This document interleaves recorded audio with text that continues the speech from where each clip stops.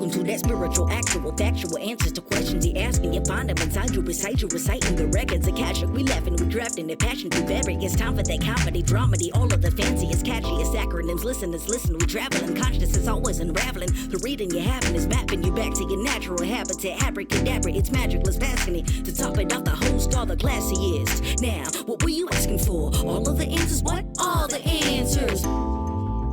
Well, as soon as we really start, which maybe we already have, Desmond has an announcement for us. Oh my God, I'm nervous. Thing. No, it's I'm a good afraid. announcement.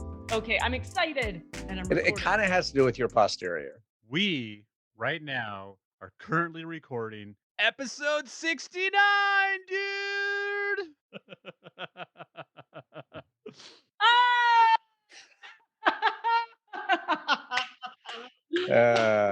Yeah. I had no idea. First of all, you have 69 episodes. That's huge in and of itself.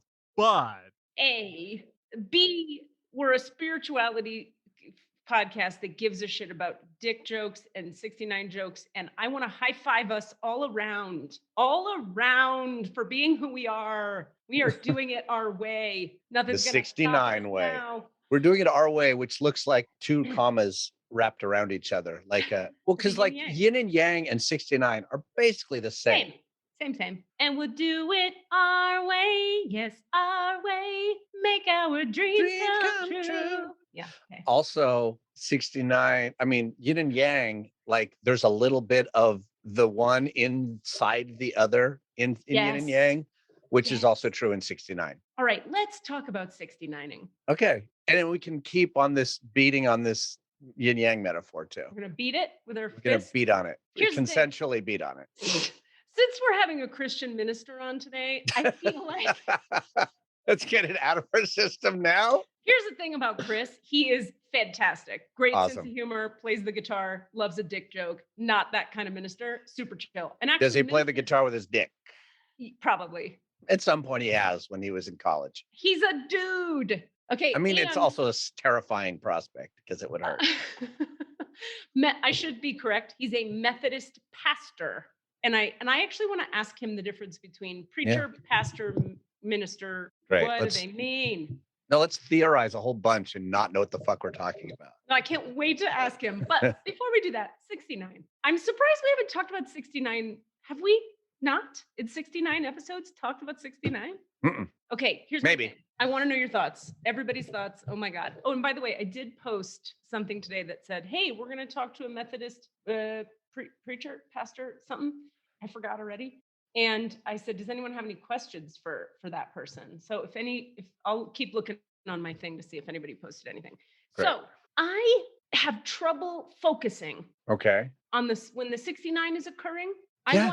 I want to either lose myself in the tongue action downstairs, or I want to lose myself in giving you so much eye rolling back at your head pleasure that you can't stand it. I can't get into it when there's a dick in my face and somebody's downtown. I don't know how you. Yeah, I would agree. I think it's a temporary. The act itself is the joy, not the actual physical. Like the we were doing this. I think. Did you say we? Because there's an H in that we. It's WHEE. There is no H. It's not we like tiny. It's we. No, it's we. Right, but there's an H in the spelling of it. I would argue. I have never spelled it that way. Okay, let's look for a cartoon of a guy on a roller coaster and see what the thought bubble has. Just say we roller coaster, Okay. and then what our trusty research assistant will get back to us.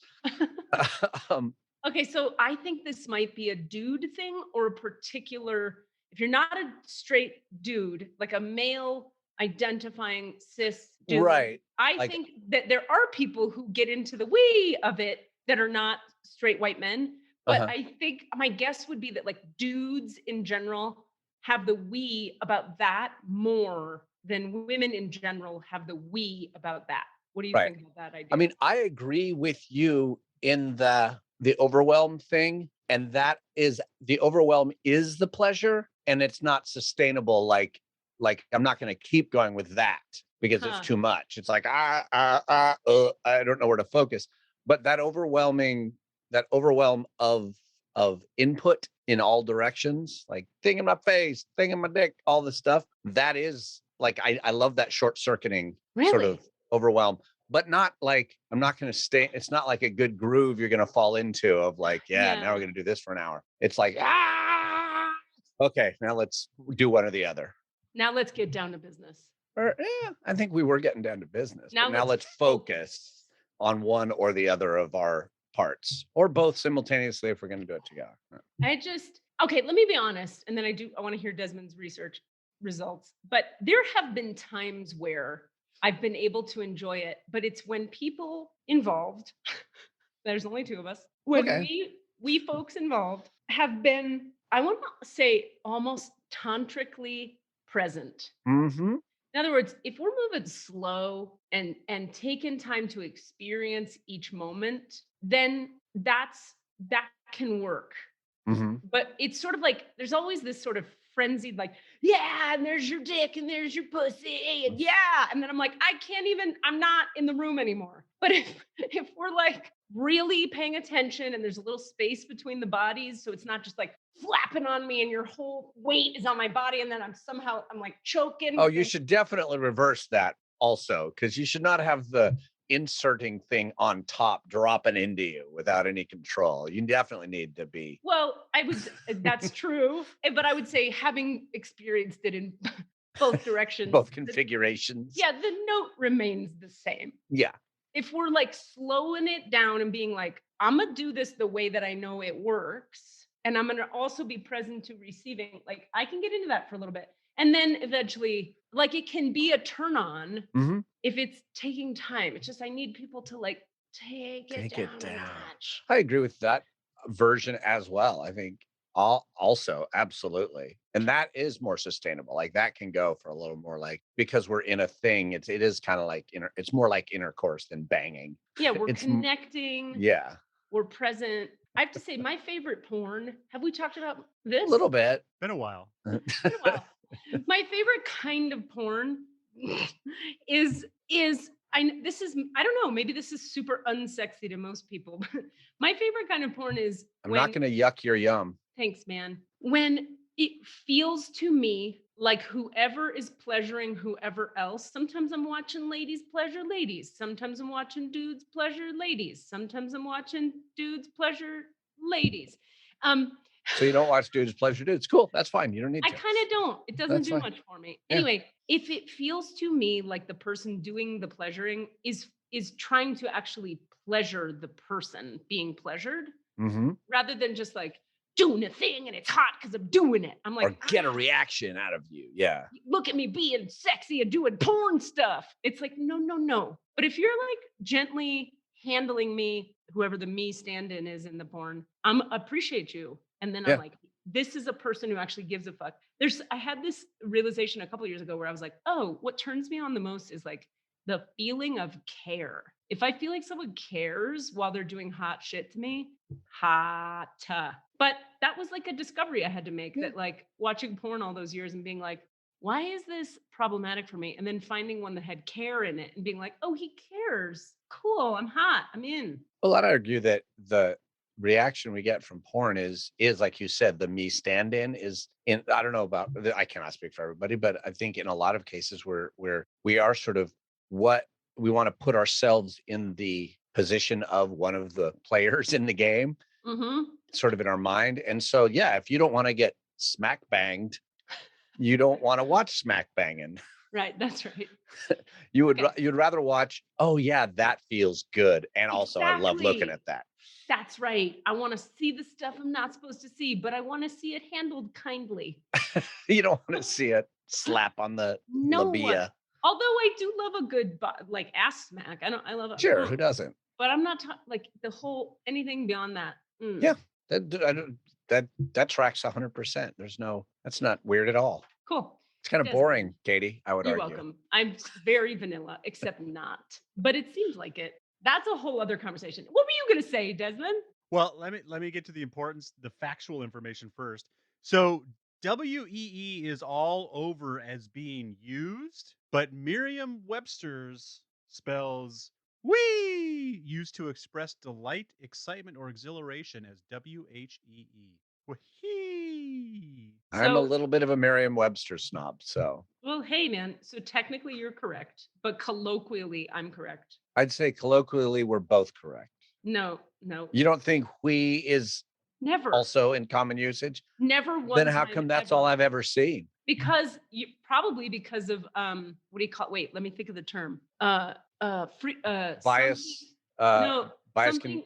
No, it's called something frequency illusion, and it's the thing where you see a punch buggy, and then all you see is punch buggies. Oh, right.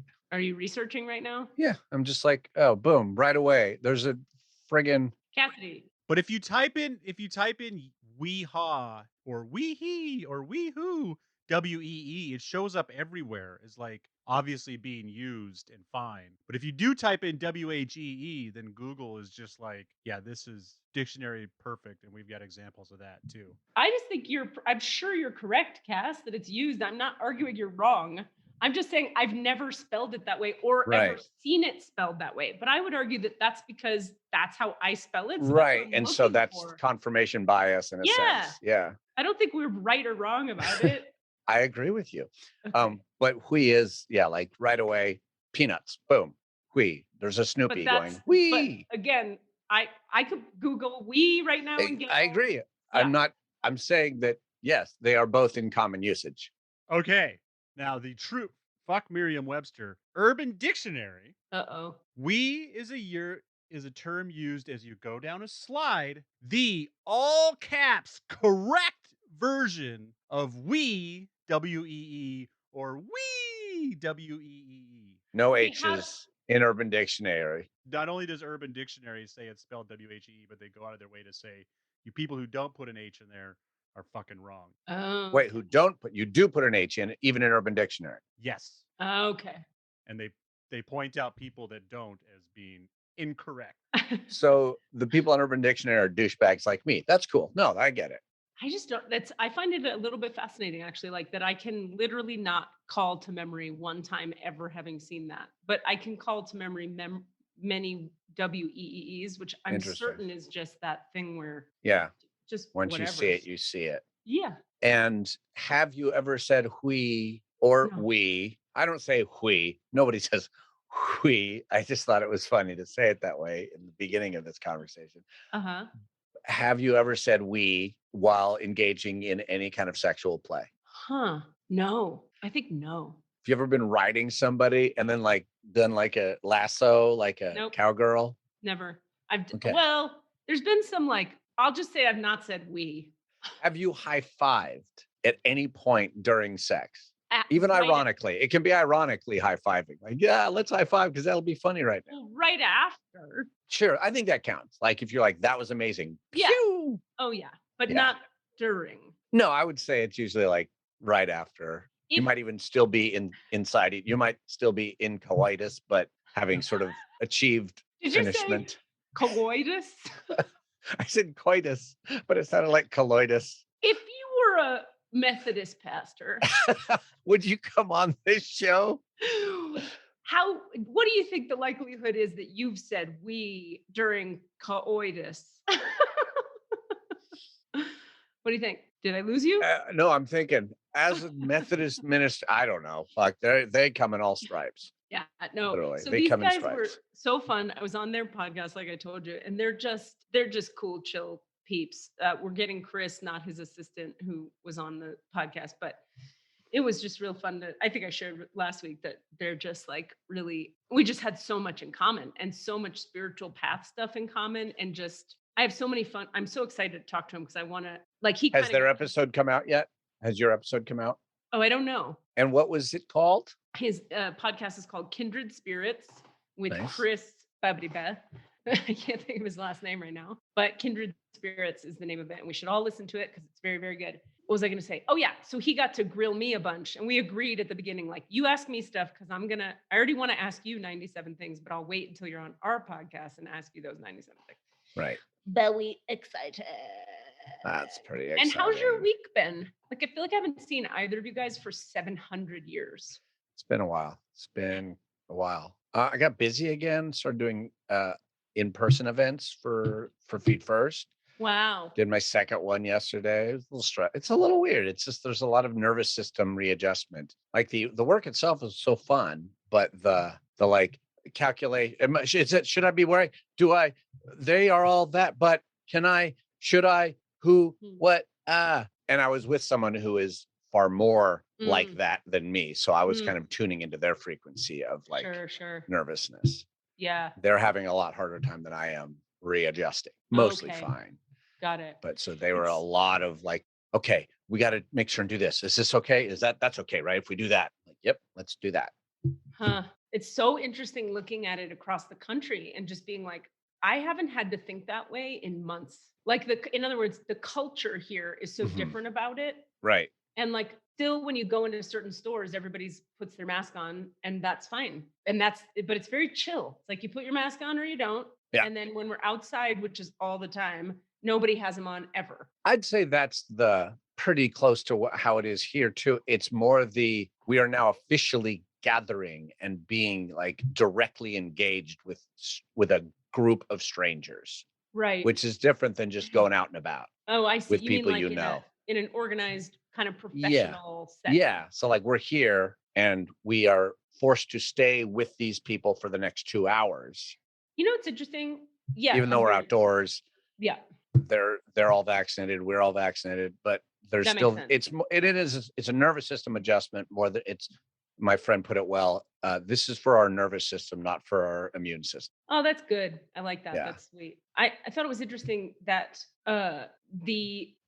ACT, who I still do a bunch of like corporate trainings for people, they set up a bunch of them for the coming 6 months. And they all of those companies, Cisco and Oracle and those guys, they all wanted to keep them online for 6 months. And I thought, okay, it makes my life easier. I'm happy with it. But it was just, okay, interesting. And then another interesting thing is that I have a friend who's a physical therapist who works on the Ute reservation out here. And he's in such a different world because on the reservations, they are getting the Delta strain so badly that he's deep in PPE and layers of masking, and he's still deep in it because on the reservations that new strain is really prevalent. And I'm just like really curious about that because Missouri too. Missouri is like hotbed of the Delta variant for some reason.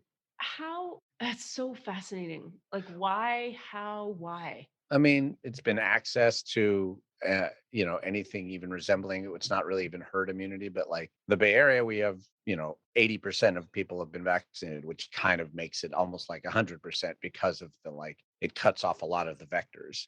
Whereas if you have 40% of the people vaccinated, then you still have a ton of avenues for it to travel even to vaccinated people. Because vaccinated people can still be vectors. They're just, if you have more of them, it's less vector. It's a lower vector rate. Interesting. That's interesting. I had my tangential but fully related. I had my first experience of I had to go into a bathroom and cry at a social event because somebody called me out really publicly, loudly in front of the whole group, asking what my vaccination status was. And I tend to be comfortable with my personal choice because I just am. But in this context, it was awful. It was really awful. I had to, I haven't been vaccinated and I support vaccination, which is like a complicated position to take. Because people are like, if you support it, just fucking do it. And I'm like, cool. Except that I read energy and my body says no. And so I have to, that's what I do. Right. So I also get tested still regularly because I feel like it's only kind and smart and considerate of other people. If I'm going to be around people, I should be making sure that my psychic awareness is on point. Right. Because it could fucking be wrong. I've been wrong plenty of times. Yeah. So anyway, that's just how I hold it. But I do believe the second you want to get vaccinated, you should. And I also believe probably most people should just fucking do it, which that's a complicated thing to hold. I also don't hold it like, if you don't, you're bad and wrong. And I just don't hold it with judgment. But anyway, it's complicated. So there I am with two like health worker people, their child, my boyfriend, and we're all sitting there outside. And there was a question raised of like, did you do it yet? And I go, I haven't done it. And then there was a follow-up. Are you going to?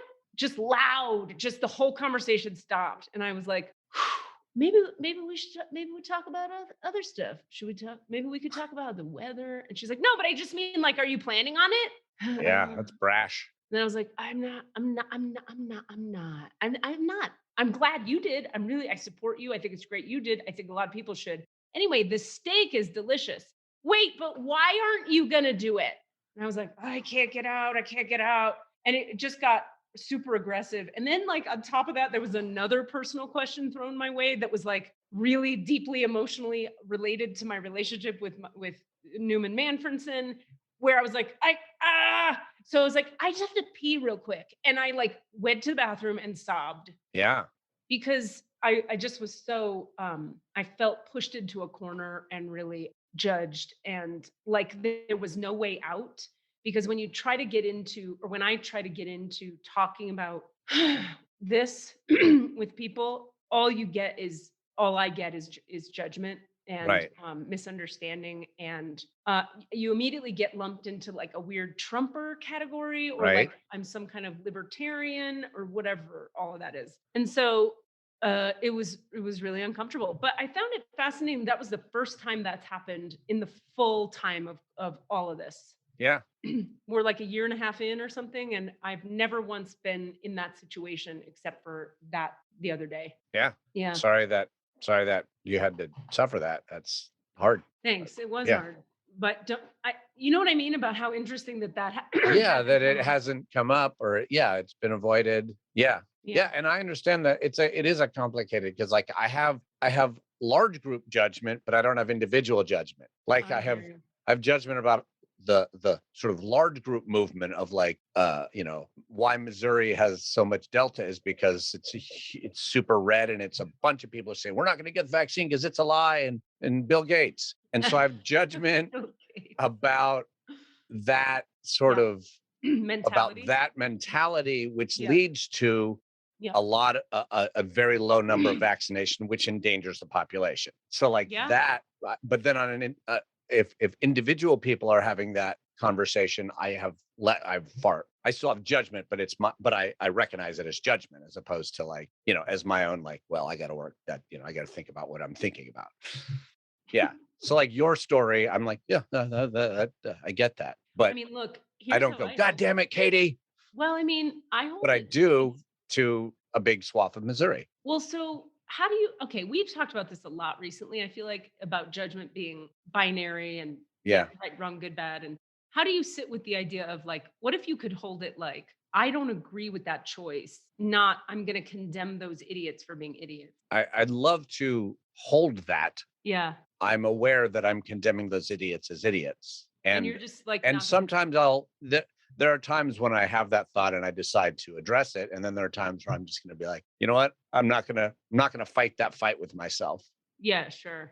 Because it's actually not having any impact on it very much at all. Because I'm just having this distant judgment of some people Except over there. That I would argue, as an energy person, every judgment we hold creates a tension and a contracted energy that facilitates more of that existing in the universe. And every judgment we release allows us to become a spacious field walking around that then inspires other people to be more spacious and less judgmental. And then you're contributing one or the other of those things. Yeah. This reminds me of a conversation I had with a friend last night, and then we probably have to let our buddy in. Is he here? No. Okay. I did confirm with him twice. I hope we don't not get him. Well, I'm just going to trust. Anyway, so I was having a conversation with a friend last night where this brings up, okay, let me first frame what I'm going to talk about, and then I'll talk about it. Are you good? Yeah. My phone was blowing up, so I had to turn it off. It's cool. I was going to, it's the frame of it is I've been encouraging myself to live in my friendships live into the principles I teach in my classes and in my healing sessions more actively in my friendships. Because what I tend to do in my friendships is go like, I'm not this person's teacher. I just step fully out. I'm not offering any new perspectives. I'm not trying to change anybody. I'm just chilling. Right. But there's a way that some of that can be codependent and can be a little like, I'm afraid to tell the truth about a different reframe of this because I'm afraid to be judged and ousted and ostracized. Right. So I've been looking for windows of opportunity in my relationships where where the door is open to having like me say like, we could frame it. What if we looked at it like that? You know, like, or here's how I see that, and telling the holistic spiritual truth that I actually believe. Here's an example, what I'm trying to say. A buddy of mine last night and I were chatting on the phone, and he was pissed at something a friend of his had said to him. So let's call the buddy John and we'll call the friend Shandra. Neither of those names are real. So John says to me, Shandra said, blah, blah, blah. And I went, well, fuck that. You know, consider the source. Chandra's the worst. So I fully aligned and agreed with his reaction to Chandra's statement. Okay. Then I went to bed and it stayed with me and it didn't sit right. And then the next morning, which is today, I woke up and I went, you know, if I were John in that situation, what I'd be doing with myself is taking myself through like, okay, she said words to me. I'm having a reaction. What is my fear underneath this reaction? And could I communicate to her that when she talks to me that way, it brings up this, makes me feel bad, it makes me feel like you're saying I'm an idiot, or it makes me feel like you're saying ... Is that what you're saying? And I could do my like adult thing that I do with my own reactions. So instead of doing that with my friend John, instead I was like, yeah, you're right. She's terrible. and the reason is, to be honest, I have had my own interactions with Shandra and I have felt, by the way, Shandra is not the name because I know some Chandras. I am making up that this is a Chandra. Okay, so all your Chandra friends who are listening, this is not you. There's no Chandras. So I was reacting to my past Chandra experiences through my friend John. So I called John this morning, I left a voice memo and I just said, hey, you know what? I really wanted to just correct myself on that because what I would have liked to have said if I were functioning from my better self, I would have liked to have said, so it sounds like she said something that triggered you. I'm wondering, what is the fear that comes up for you underneath what she said? And would you be willing to communicate to her that when she talks to you that way and says that sentence, it makes you feel judged or scared or something? And he wrote back, because he's the best, thank you so much for that. I really needed that reframe. Yeah.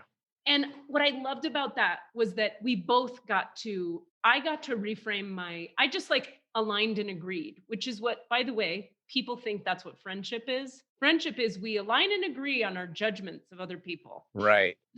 And how do I know you're my friend? Because you judge the same people the same way I do. Yeah, I struggle with I always want to immediately reframe and say, I'm not sure that's what's actually happening. Let me But I think there's also the other side of that is sometimes the first step is just hearing it and not even giving them a reaction. Because I think the first often that is also what a friend is. A friend is a place to receive.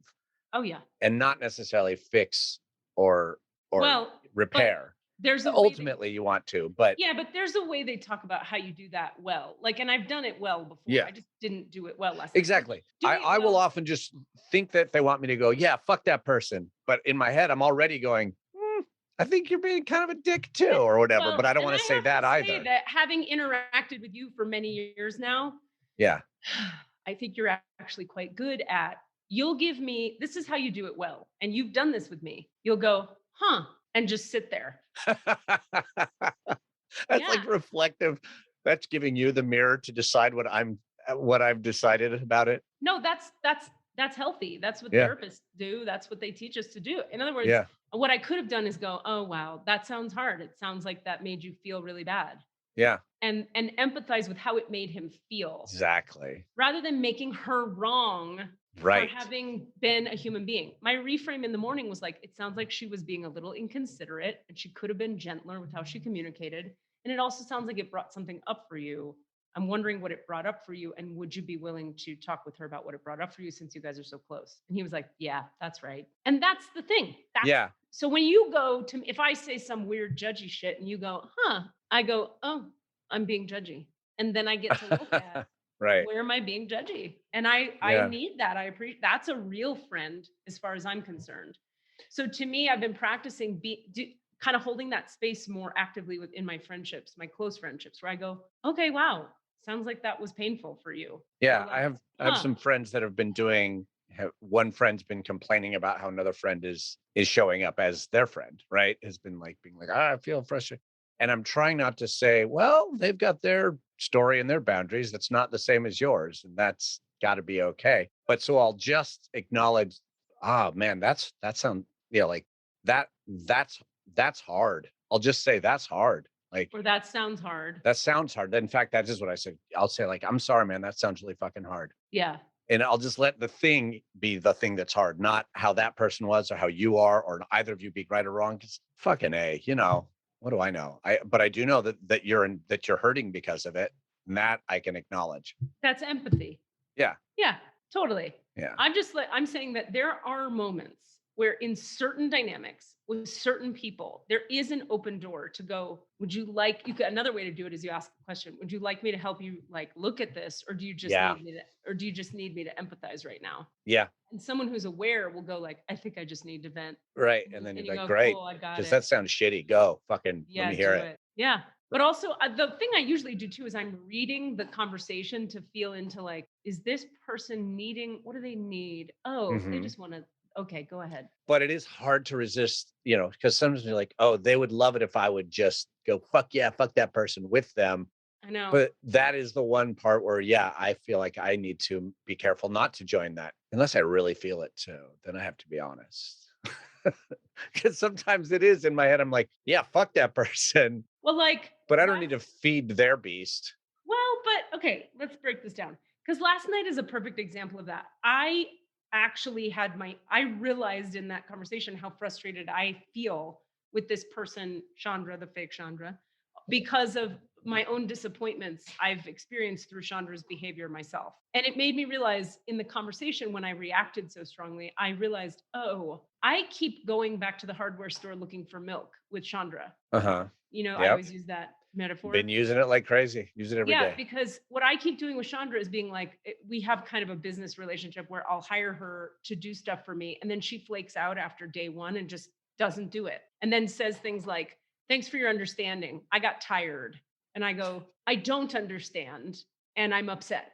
And I don't say that to her because I don't feel like getting into it with her. Right. But that's how I actually feel.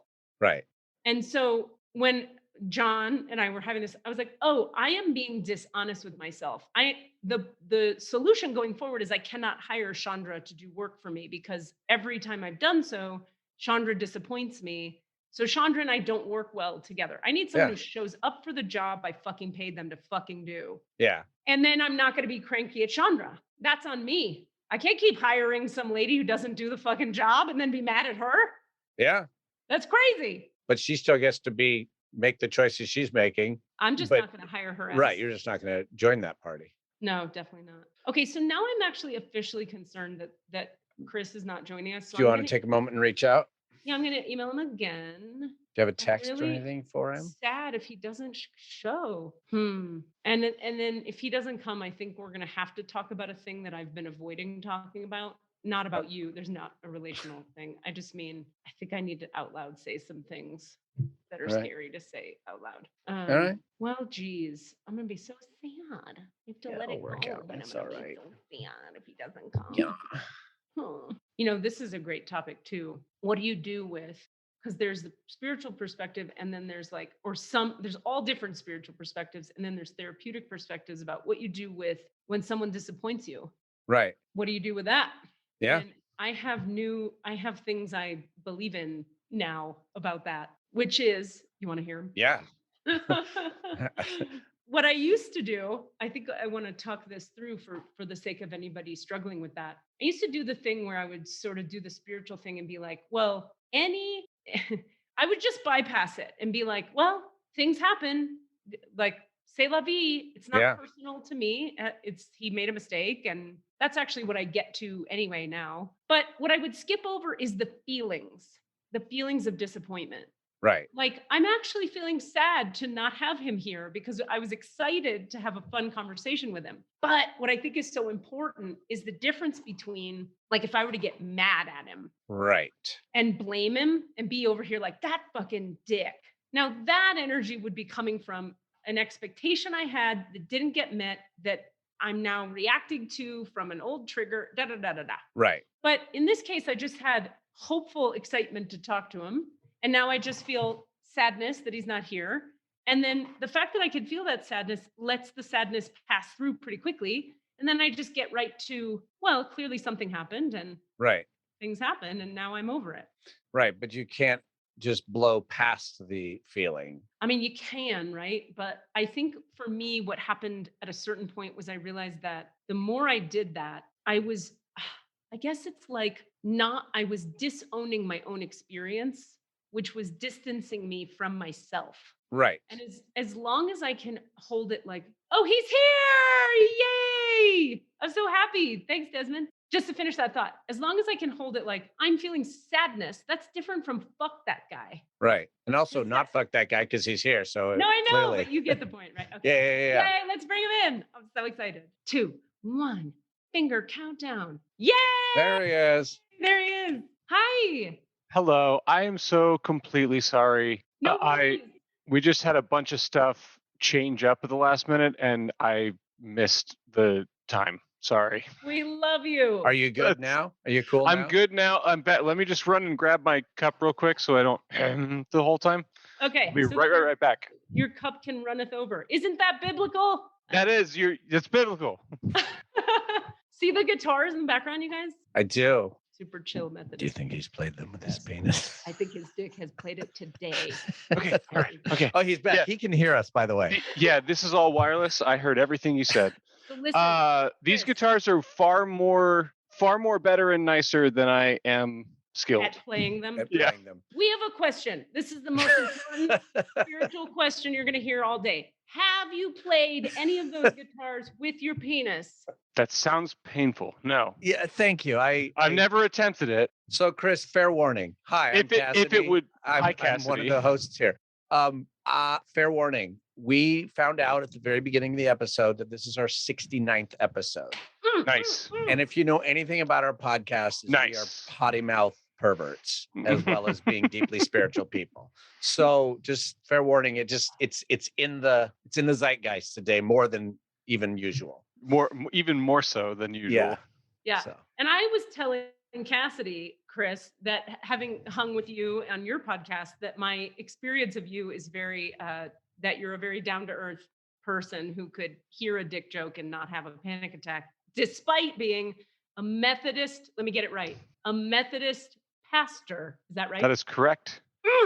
I am a Methodist pastor. Technically, I am a commissioned elder.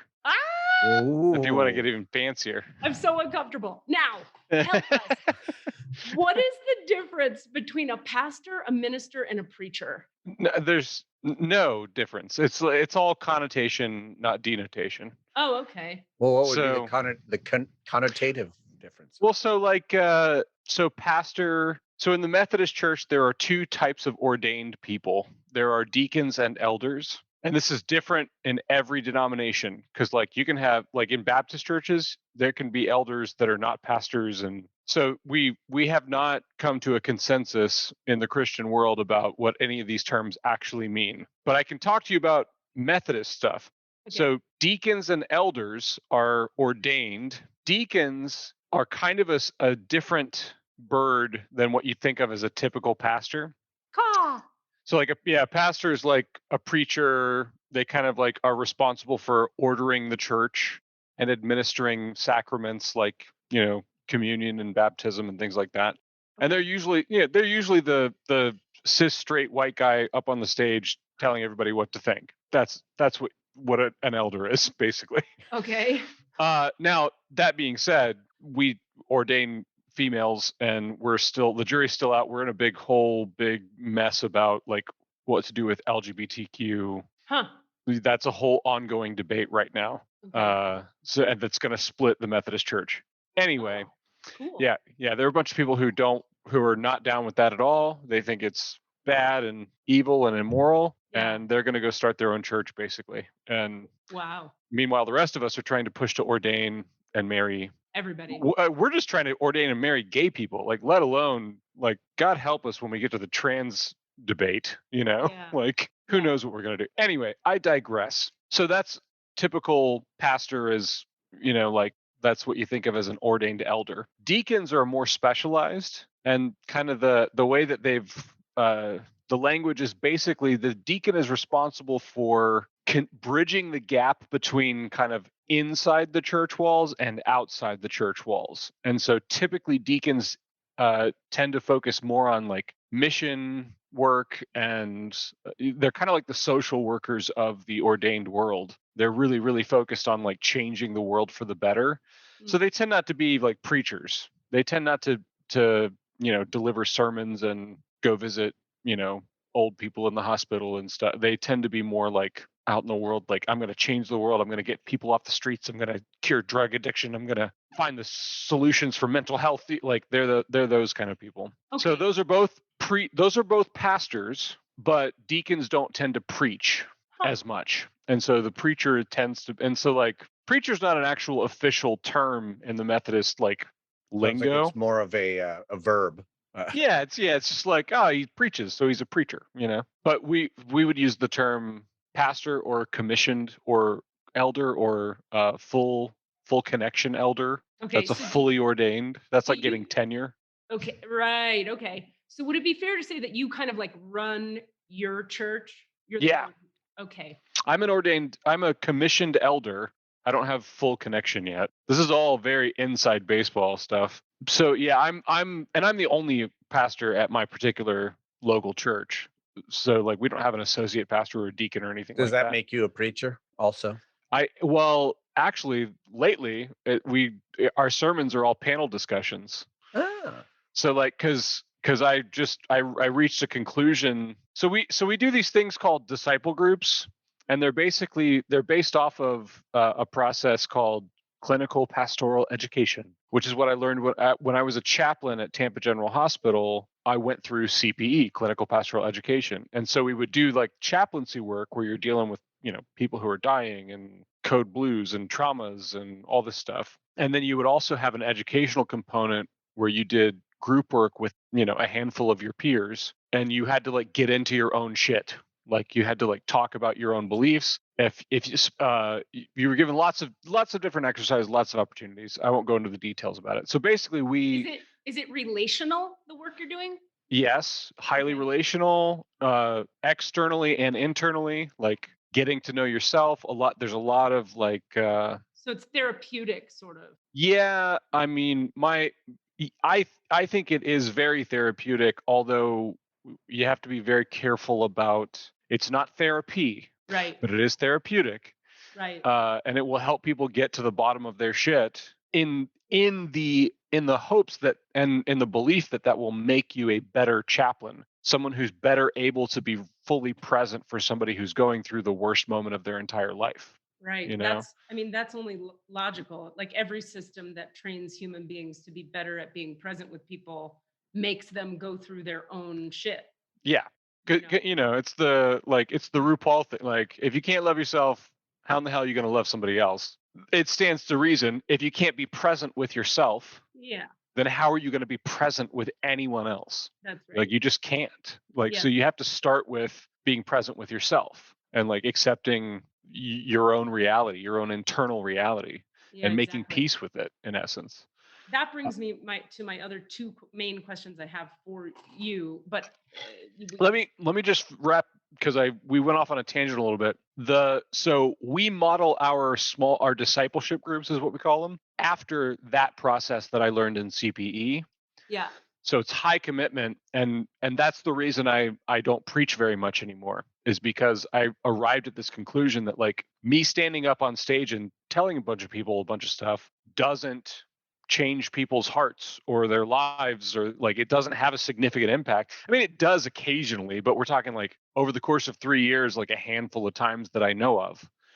Versus our discipleship groups, where people really get into their actual, like their past trauma, difficult relationships, how they've been shaped by their experiences, all that stuff. Almost to 100% efficiency, like people report actual significant spiritual breakthroughs as a result of getting together and talking about it and having to do some kind of internal work. Yeah, I get that. So that's why I don't preach very much anymore. We do panel discussions because it's better. It's far more effective.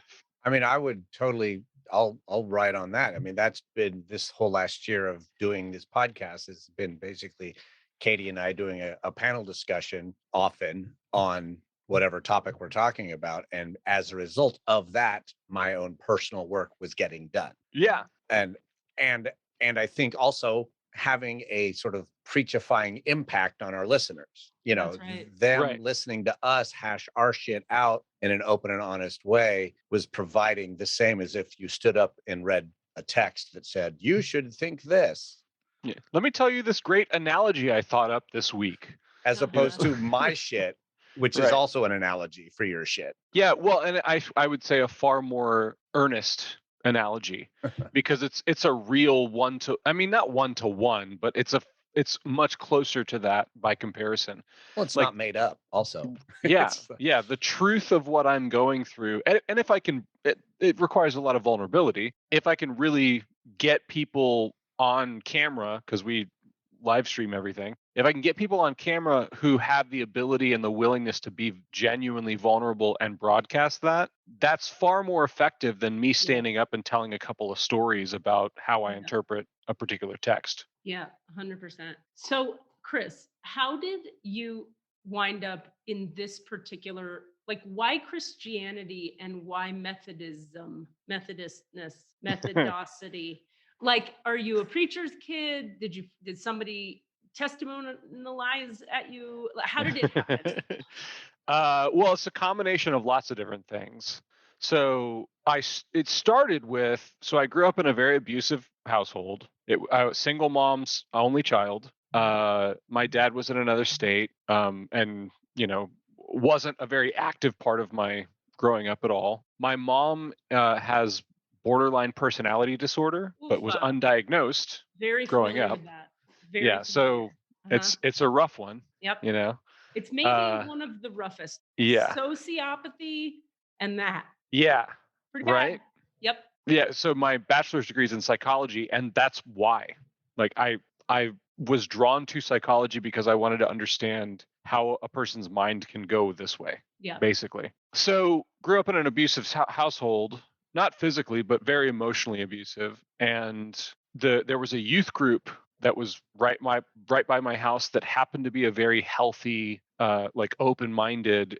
It wasn't what I think most people think of when they think of a big youth group, because they tend to be kind of like non-denominational, big boxy, or Baptist. They tend to be much more conservative, much more different than what I experienced growing up. I didn't learn that until much later in life, but like my experience in youth group was very different. And it was my life raft. It was more than that. It was like a full, like, oh my God, I'm safe here. There are adults here who assume that I have something valuable to offer before they even know me, Yeah.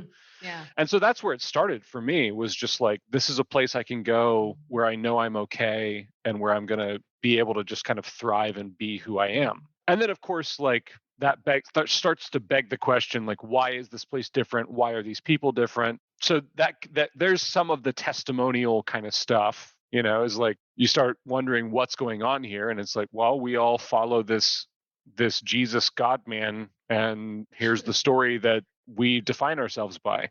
Yeah. And they would never say it that way. That's all my language. They were much more cool and casual about it. What city was all this happening in? That was around Tampa Bay, in a city called Largo. Oh, right. Okay. It's like Pinellas County area, that little peninsula hangs off of Florida. And that's where I grew up. And I grew up in that youth group. And because that was such a healing experience for me, as I was growing up and kind of deciding, what am I going to go to school for? What do I want to do when I'm a grown up? That kind of stuff. I was really leaning into, I want to do something that heals people like this. Like there's no reason that anybody should ever not receive this kind of healing for free. It should be out there, and that just became really important to me. And so then I decided I'm going to either be a pastor or a counselor. But I was also like really into theater. I'm a musician. I was really into playing. I played in college, I played in lots of bar bands, and, was all over St. Pete and Tampa, and was, used to write music a lot. That's kind of dried up, which is weird, but we can talk about that later. And so counseling just turned into like, I can't be happy sitting in a room talking to one person at a time for the rest of my, like, I'm going to tear my eyeballs out. Like, I have to be in front of a crowd. I need an audience, like people need to hear what I have to say, Right, right. that kind of a thing. And so that kind of functionally drew me towards like, that's what started my, like, I think I might be called to be a pastor, which it's really hard to describe what a weird fucking thought that is to have. Like, that is a weird, and especially if you're like cool.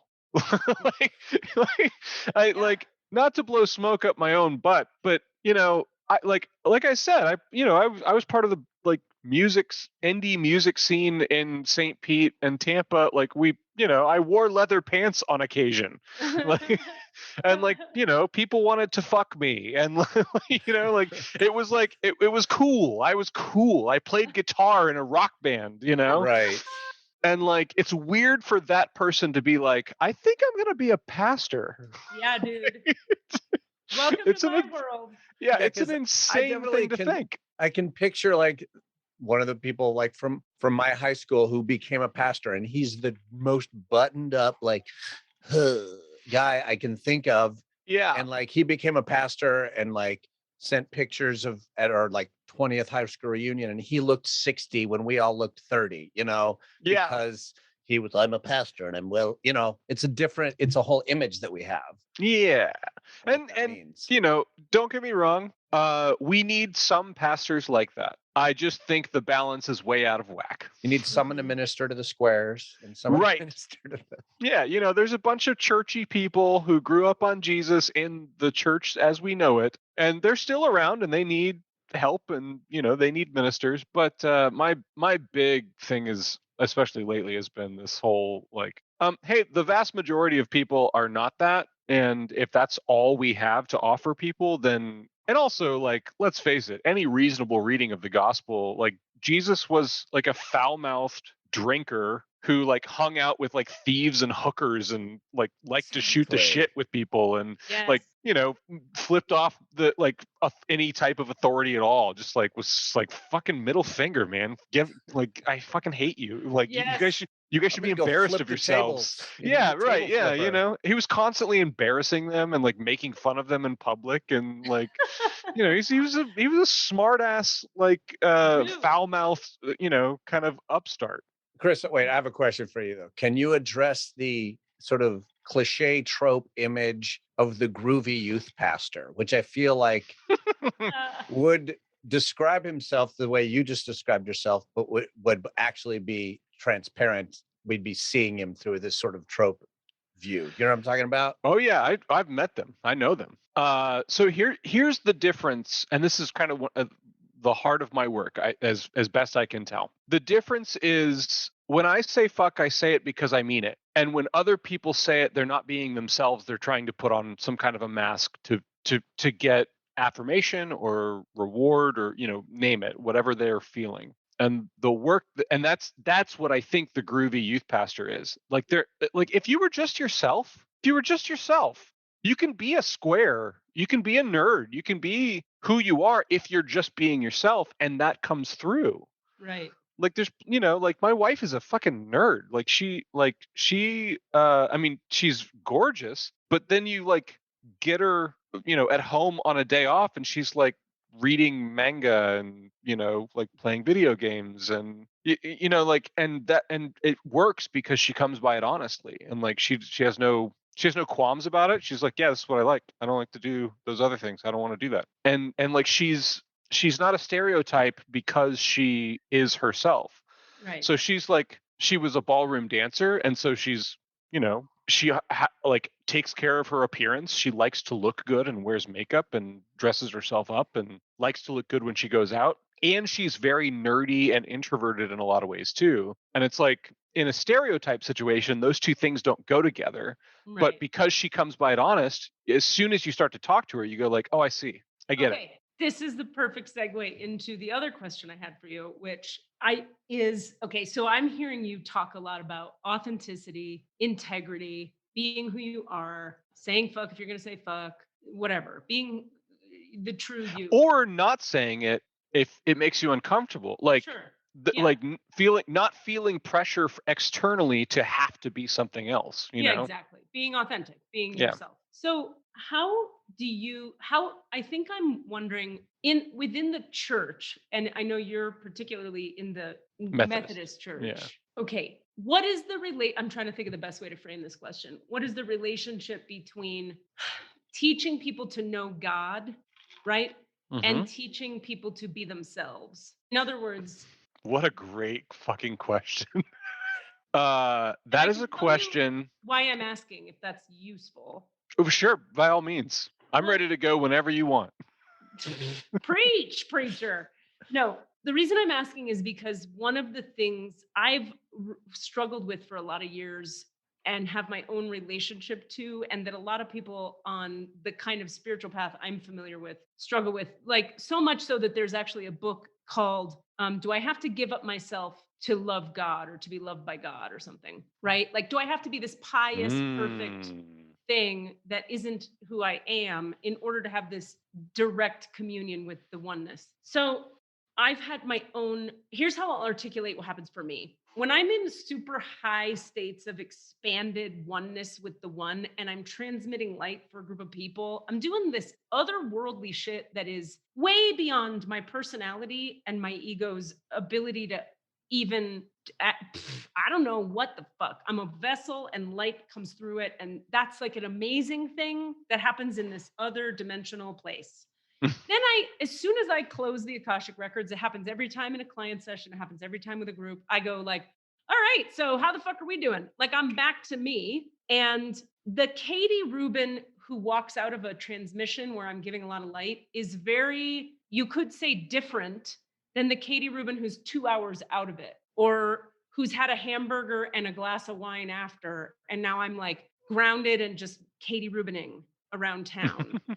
And so there's been a real journey for me around going like, which one of these me's is me? And from whom do I take direction? And the last thing I'll say about it is that when I'm making decisions in my life, there's oftentimes Katie Rubin will go like, yeah, but I want to do this. I want to do this. I want to date this person, live in this city, da, da, da. Then I'll go talk to God about it. And God's like, ooh, nah, you're going to go over here and date that person. And I am at conflict, right? Because they're both coming through me. I have direct connection and I have a self. And so anyway, there can be, usually in my life, what I end up doing is following what I call the spiritual direction or the God advice, because it always pans out better than when if I go like, yeah, but I want to, and then I just do that thing. It doesn't always go well. But these days, Chris, and then I'll stop talking and hear what you have to say. What's been happening is it's getting so much more refined that the directions I'm getting are, let me reframe that. My relationship to myself is so much healthier. And I've cleared a lot of trauma out of my body, and I have a whole self now who I could trust. And still the directions I get from the divine are different from what the whole healthy, integrated, psychologically evolved Katie Rubin would choose. And I find that to be an interesting, weird conundrum that a lot of humans I know do not deal with. Humans I know go like, me and my husband, we want to live in Hesperus, so we're moving. We got a camper. We did all the math. We vision boarded it out. We strategized, and this is what we've arrived at. Yes. Yeah. But I go like, well, let me channel it through the light of God. Oh, okay, you're going to New York. What? Different than my plans. And I'm a healthy individual now. Very strange. It was one thing for me to trust God implicitly through my channel when I was really injured and sick. I didn't trust myself. I was a very traumatized lady. Then through the light of God, I'm saying it, I healed all that shit. And that's why I'm a healer for other people, is because it happened to me and it works. Yeah. Okay. Yeah. I think you're using different words to describe a very similar experience that I've had. Yes. Like my calling was kind of birthed out of a similar pattern. Yes. So, but the sort of subtle question I'm getting to is like, when one is healthy and whole and trusts oneself and isn't coming from injury anymore, and the direction from the divine is still different than what you might choose, what the fuck? So that's where I'm coming from personally when I ask you the question, what does a Methodist pastor teach people about the relationship between the whole healed integrated self and the divine? Okay, so earlier a couple of phrases that I remember from earlier parts of this conversation. One, like why the Christ, like why Christianity, that was something that you asked me early. And then you had mentioned something in that about like people have to lose themselves. Do I have to lose myself in order to connect to God, that kind of a thing. So the Christ is why I'm a Christian. Like, after growing up in the church and like being, very helped by that experience, eventually you become an adult and you have to kind of like make up your own mind about, okay, do I really buy into this? Am I really gonna am I gonna claim this for myself, or am I just gonna ride on the coattails of who brought me up? The Christ story is the narrative of finding life through dying. And so when you talk about, do I have to lose myself in order to connect to God? Like, my first answer is yes, but but let's articulate that. Like, Yeah. when you lose yourself, that sounds like a terrifying, self-denying kind, like bad. That sounds like a bad thing. Here's why it's actually good. Like, Yeah. because in losing yourself, you're connecting with because before I can go any further, I have to then caveat into this. At the heart of your question is, what is God? Like, at the very basic, boiled down essence of what you're asking is, who is God? What is God? I think that at the essence of, because I actually don't have a question about that. What's at the essence of my question is, what is the self? I feel pretty clear about what is God. But that's what okay. So Christianity uses a lot of language like Christ is in you, the Holy Spirit is in you, among us, it's without us and within us. Jesus is a God man. He's fully human, fully divine. He's the incarnate word of God through which all things, so there's all this kind of dualistic, contradictory, paradoxical kind of stuff. So when you're talking about the relationship between God and self, you really have to get into so what the hell is God? And as best I can tell from my studies and my experience, there is a consciousness that is consciousness. It is both something else and it is also everything. I get that. That is conscious, Yeah. And so then we have to ask ourselves, so how in the fuck am I aware that I am? Right. Because that's the essence of consciousness, Right. And I am me, and I am unique and completely separate from everything else in the world and in the universe and in existence. And also, because consciousness is consciousness, I am connected to whatever consciousness is. So we're getting into this is it's the thing that I think all good spirituality does, which is, so am I my body, or am I my existence, my consciousness? Is my body a mechanism, or is my body who I am? And the answer is yes. And that's why we worship a Christ, a God man, an incarnate divine, because he's literally a man who died, Right.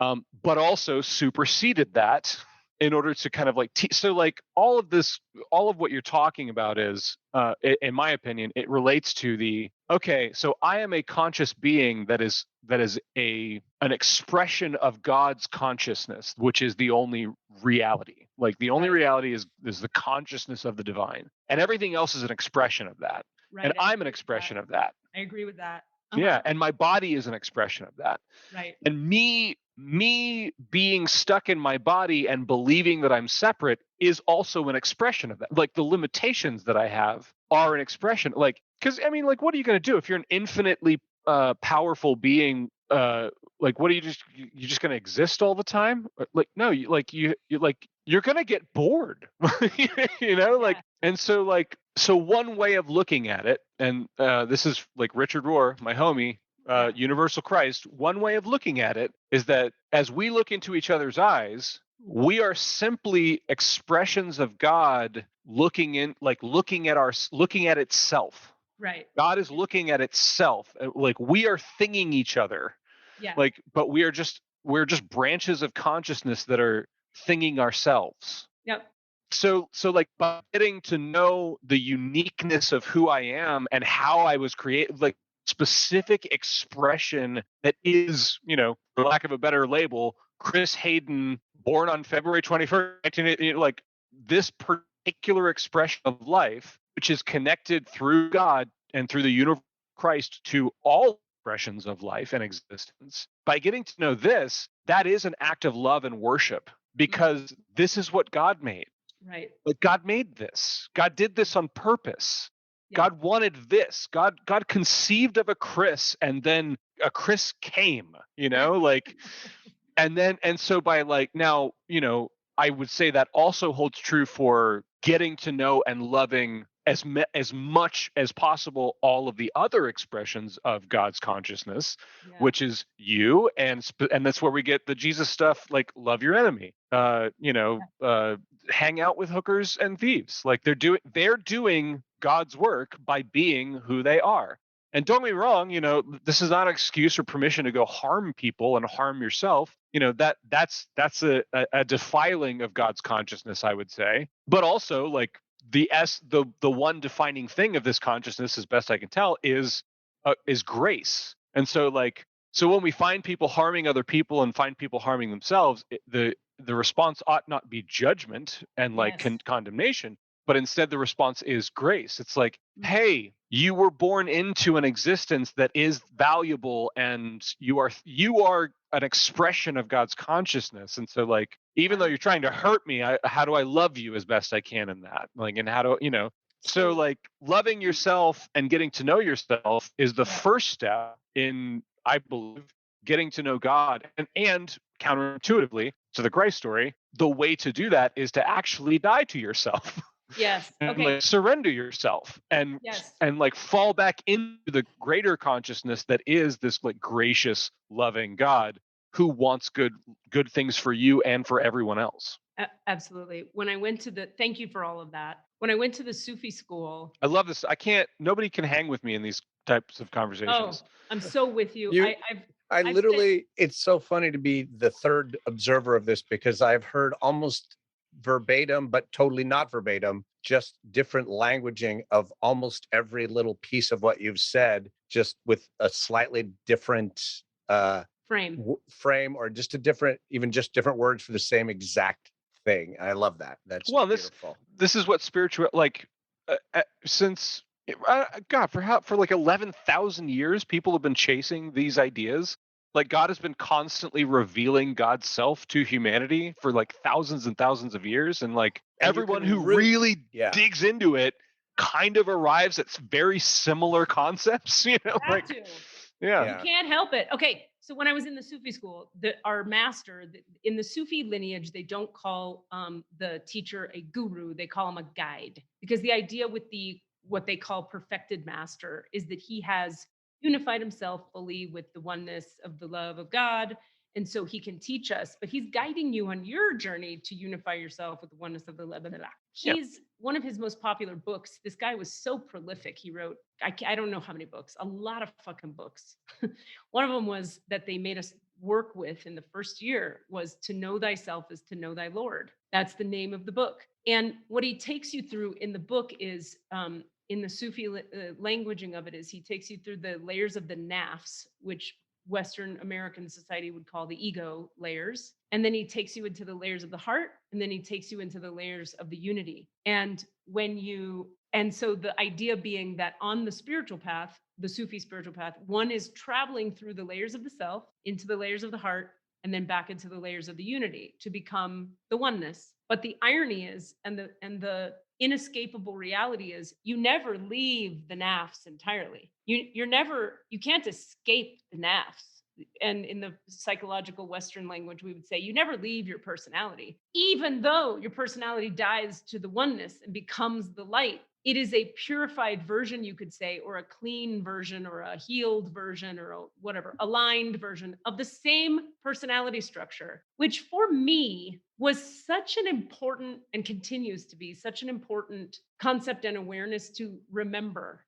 Because as a woman, A, as a strong woman, B, as an atypical type of woman, C, in many ways, that concept of what you just talked about, that God created a Katyness and God is ising itself through the Katyness of Katie, this vehicle we're going to name Katie Rubin because somebody named it that. God did that.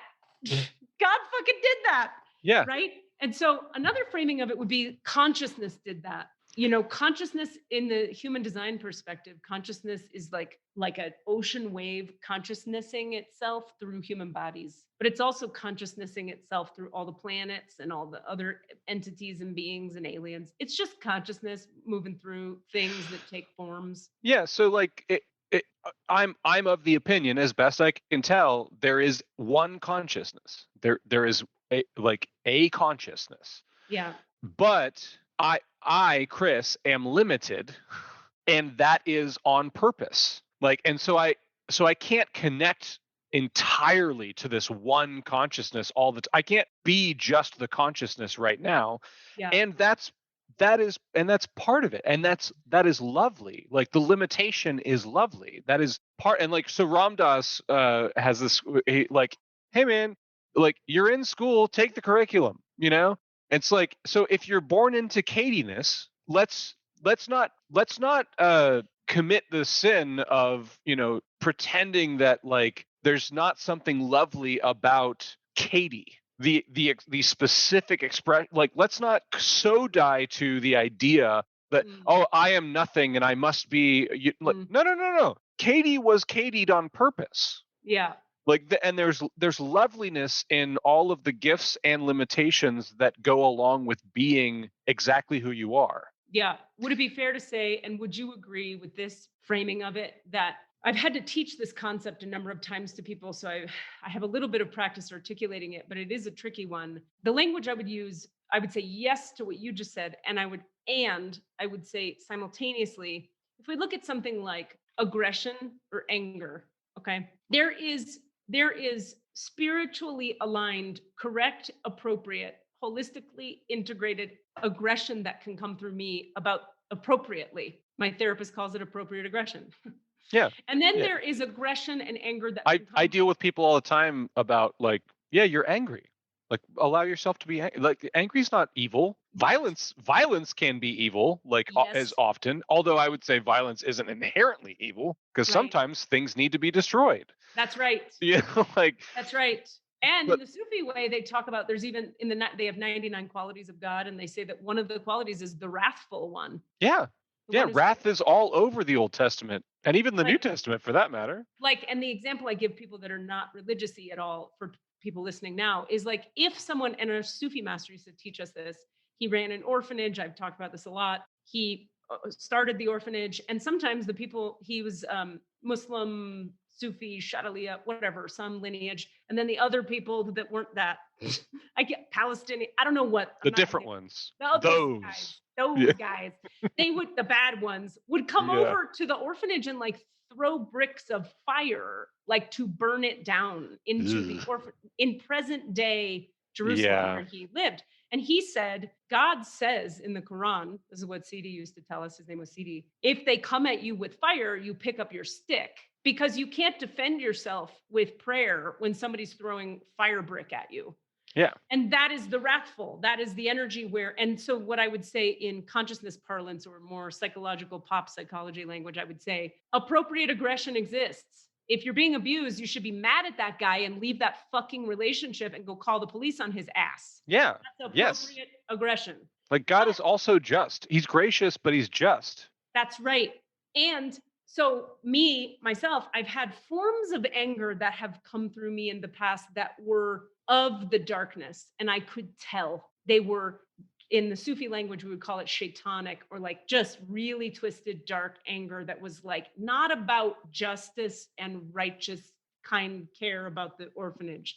It was about me getting what fuck you because this isn't going the way I wanted. Yeah. Now that is a conversation about the purification of the nafs or the purification of the ego. That's where we die. Simply to say that, and I want to finish it mostly because for people listening, this point I just feel is really important. When we talk about dying to yourself or dying to the light, what we mean is like understanding like having enough separation from the egoic needs and desires to be able, like you're saying, to have a lighthearted perspective on them, which to me was only possible through piece by piece transmitting the divine light to each injury on my heart that made it impossible for me to separate from believing I was that injury. And then the light Yeah. purified Oh, the what you injury. just said right there, though. Believing that I was that injury. But Like, that's a powerful statement. you can't separate from the injury as yourself, I find, without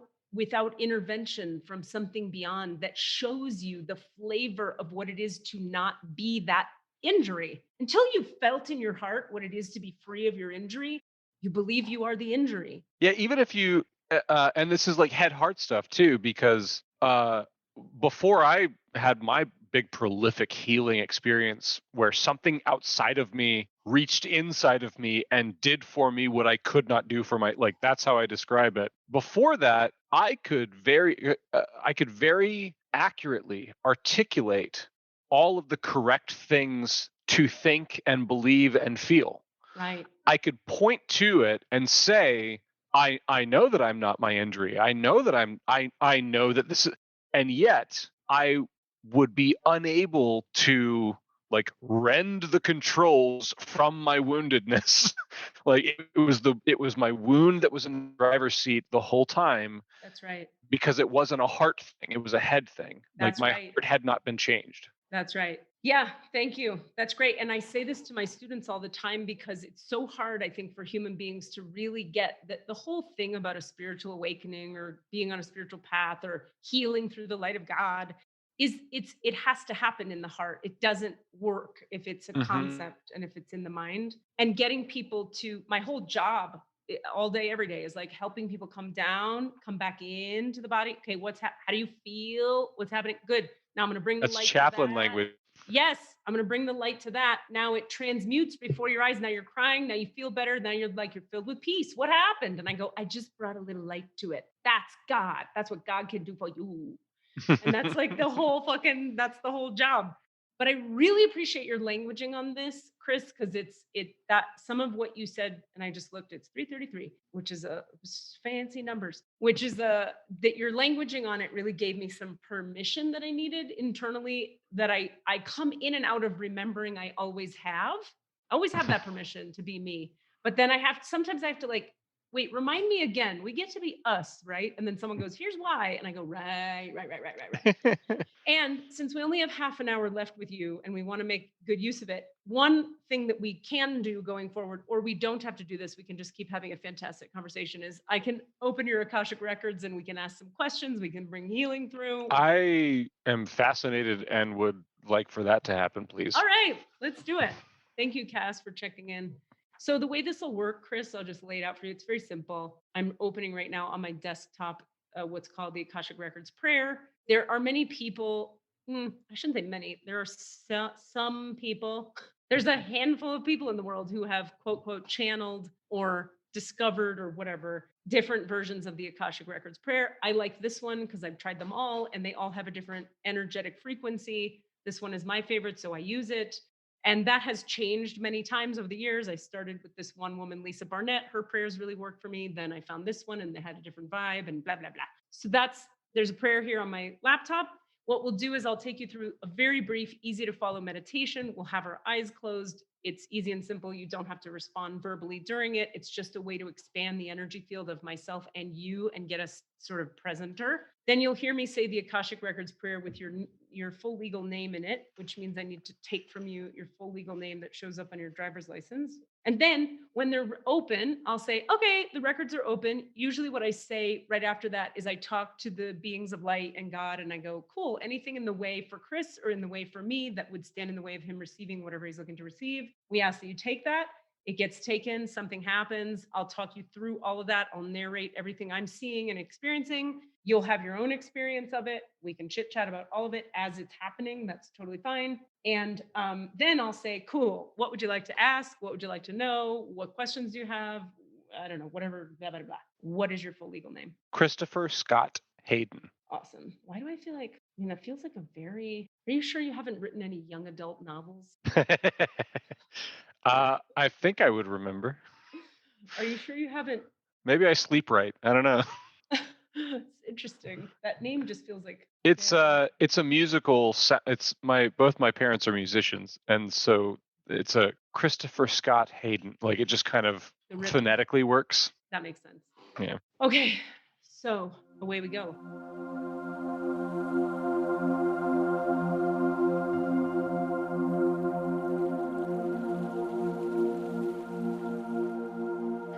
I'm going to close my eyes. You can feel free to close your eyes as well, just to bring our attention further internal. We're going to take just a couple breaths consciously into the low belly, allowing ourselves to drop more deeply into the human form.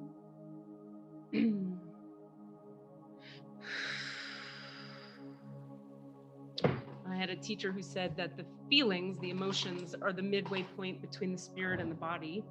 That completely changed my experience of the divine when I knew I was allowed and actually needed to have my feelings in order to connect the body to the spirit.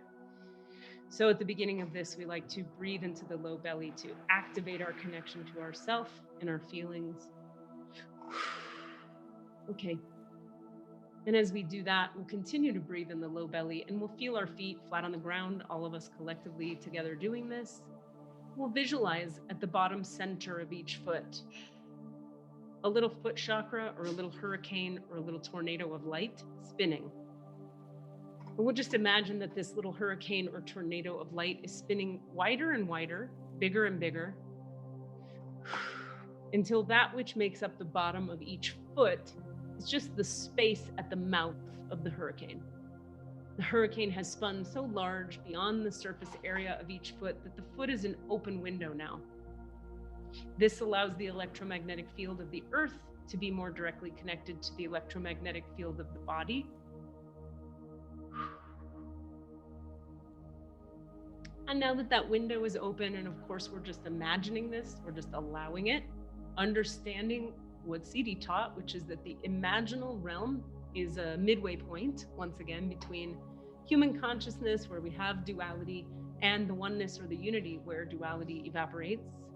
The imaginal realm helps us get there. And so we allow and imagine 500 energetic roots, like tree roots of light, extending from each foot now, hundreds of miles into the earth below your feet, so that there are 1,000 light roots extending from the bottoms of your feet, hundreds of miles into the earth. And we'll say that these light roots are the essence of your energy extending into the planet. Just allowing us to anchor a little more fully into the here and now in our light bodies. And as those roots continue to extend below, we'll imagine and allow there to be a 1.5 foot wide grounding cord at the base of our spines that extends or shoots all the way to the center of the earth. Big tunnel or tube, 1.5 foot wide, shooting from the base of the spine all the way down to the center of the earth. And as it does that, we'll imagine or allow that a river of light from the soul of the planet begins to flow up through that grounding cord abundantly. An abundant river of light rushing up through that grounding cord from the earth. And it hits the base of your spine and it flows forward into each hip socket that you have, into each quad and glute, hamstring and knee, shin, calf, ankle, and foot. And it flows down, it rushes down into those roots, those light roots that we established moments ago. And as that river of light travels up and down through the legs and into the roots, we acknowledge that we now have anchored ourselves into the present moment through a tripod grounding structure of light. Just through our intention. And we allow that tripod grounding structure of light to soften our heart. Just allowing the heart to open a little bit wider, a little bit softer. And as that begins to occur, we soften at the brain stem, where the back of the brain meets the back of the neck, allowing that part to loosen. understanding that the crystallized, stuck or trapped emotions we carry on our heart, they have a corollary that gets crystallized and somatized into the back of the neck. So we allow that back of the neck to soften and open as well.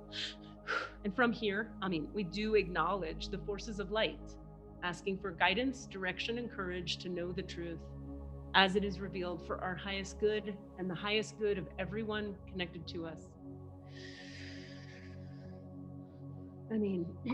Holy Spirit of God, protect me, please, from all forms of self-centeredness and direct my attention to the work at hand. Help me to know Christopher Scott Haden in the light of the Akashic records. Help me to see Christopher Scott Haden through the eyes of the Lords of the Records. And enable me to share the wisdom and compassion that the masters, teachers, and loved ones of Christopher Scott Haden have for Christopher Scott Haden. And I'll go quiet for just a moment here.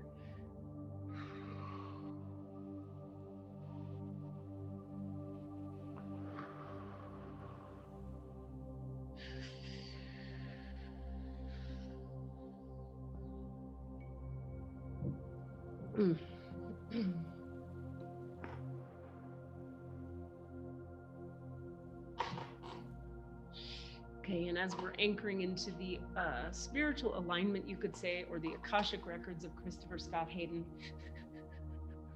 I'm just asking the Lords, Masters, and Teachers of the records, the Divine Mother, Father, all that is,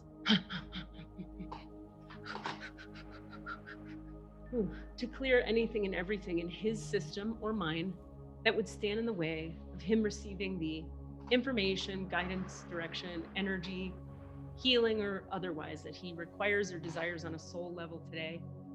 Anything in the way of his being open to that in my system or his, we ask that you take it, dissolve it, release it, uncreate it, destroy it.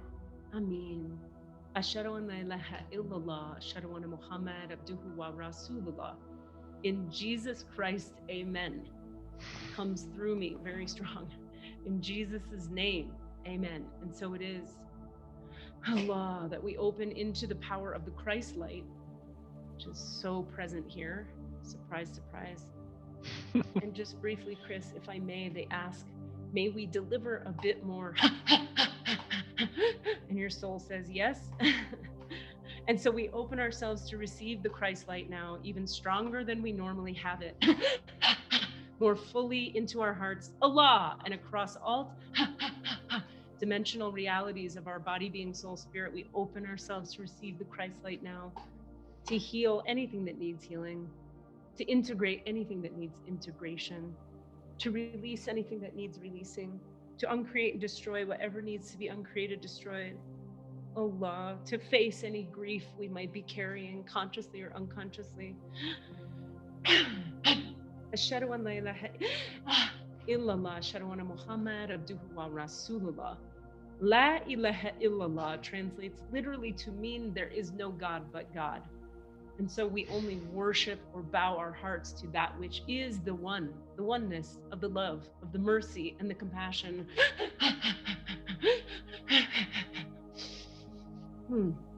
of the Christ light.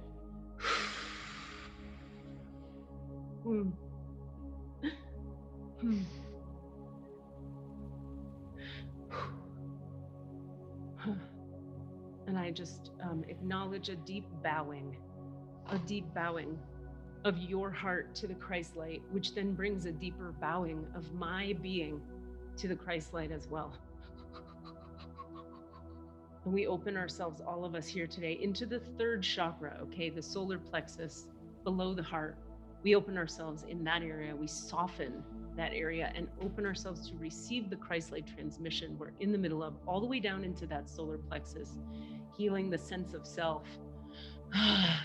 healing the sense of belonging in the world. Who am I?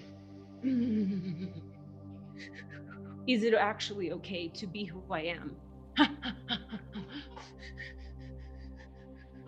This is the collective question arising in this moment. And we bring the Christ light to that question that lives in the third chakra for several of you now. Trusting and acknowledging and knowing that that light puts everything where it's meant to be. It right sizes us. Sometimes we need to be bigger than we've been being, and sometimes we need to be smaller than we've been being, and sometimes we need to be exactly as we've been being. And the light takes what isn't correct and brings what is, and so it is. And thank you for allowing us this moment to transmit in this way. Allah, ashhadu an la ilaha illallah, ashhadu anna Muhammad abduhu wa rasulullah. Astaghfirullah al-azim. Okay, and so is there anything you'd like to share with him else? Anything else? No questions? So Chris, you have the floor. And I'll do my best to listen and give what they offer. Questions, desires, healing, awareness, anything at all from you, Chris? I've been anxious. Yes. Allah. And it doesn't make any sense, and there's no good reason for it. Okay. Can you find in your body where the anxiety is right now? I don't feel anxious at all right now. And would you say that It's in my chest and my heart okay. most of the time. Okay. Let me listen for just a moment. So it's not present at all right now in your chest or your heart? No. And did it stop being present once we brought the light through, or did it stop being present at some other point?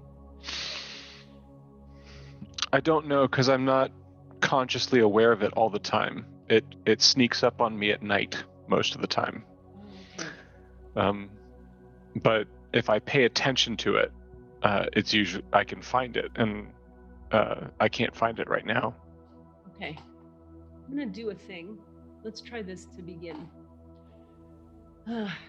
Okay, so Lords, Masters, and Teachers, God itself, the Christ light, we're asking that you unveil, unearth, unhide the source of this anxiety and or whatever is allowing it to latch on within Chris's body, being, soul, spirit, nervous system, or anywhere else.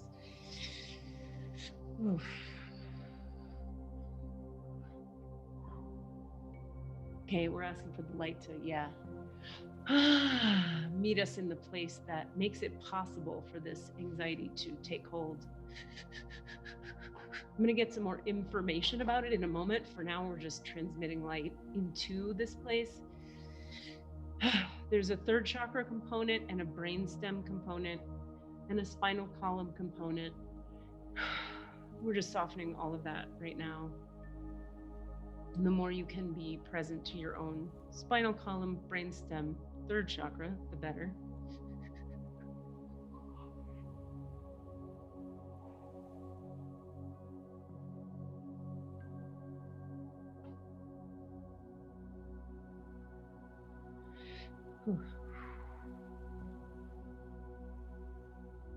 La ilaha illallah.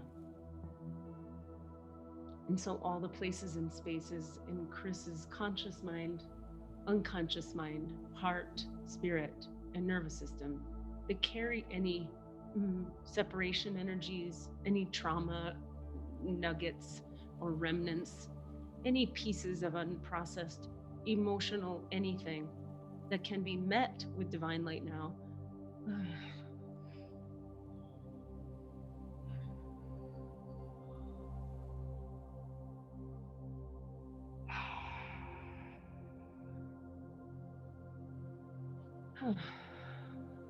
We open ourselves to receive that now.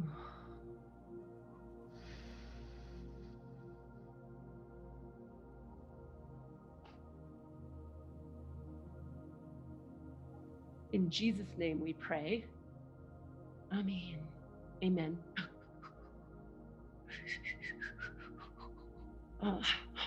Astaghfirullah al-azim.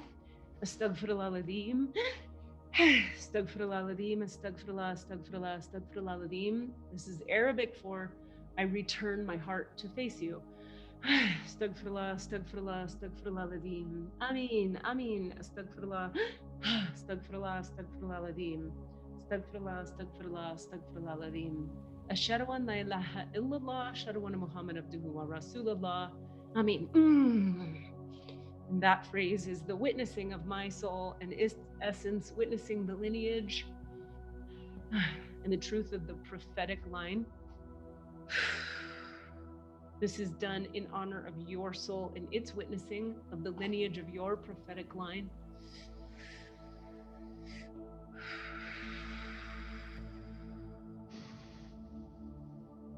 Mm. Mm. Hmm.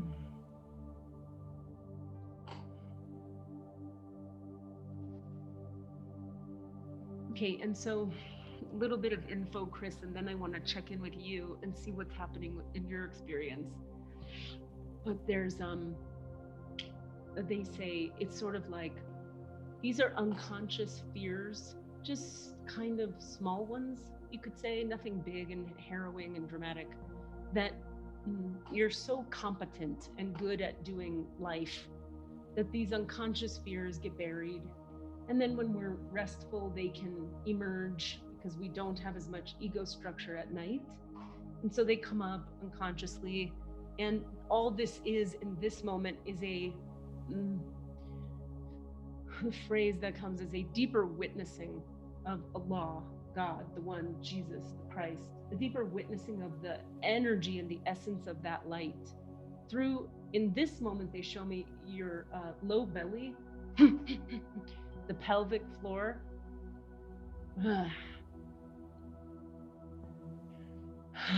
And if you could feel into your feelings in the low belly and the pelvic floor like you're already doing, we'll just bring a bit more there.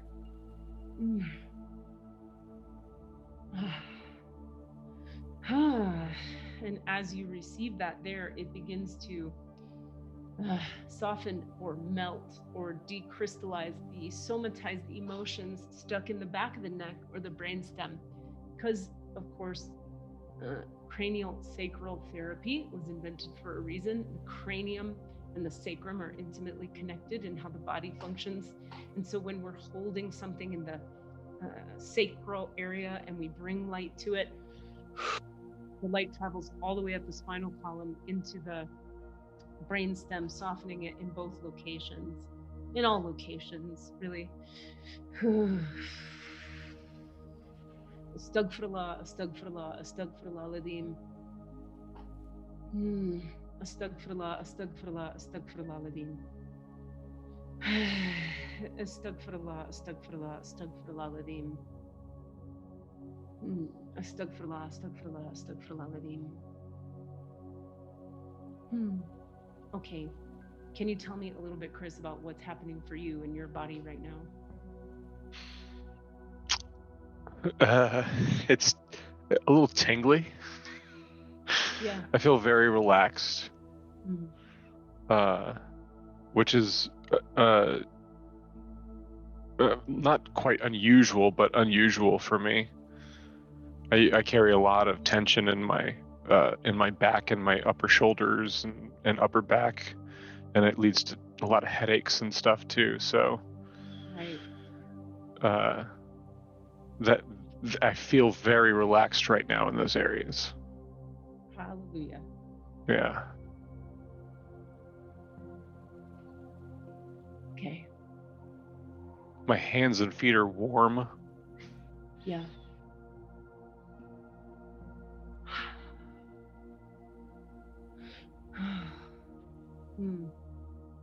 Yeah.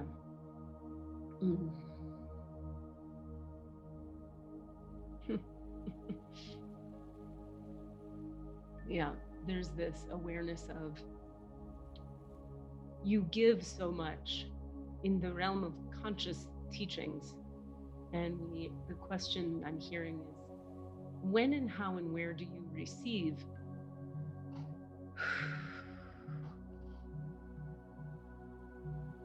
I mean, direct divine light.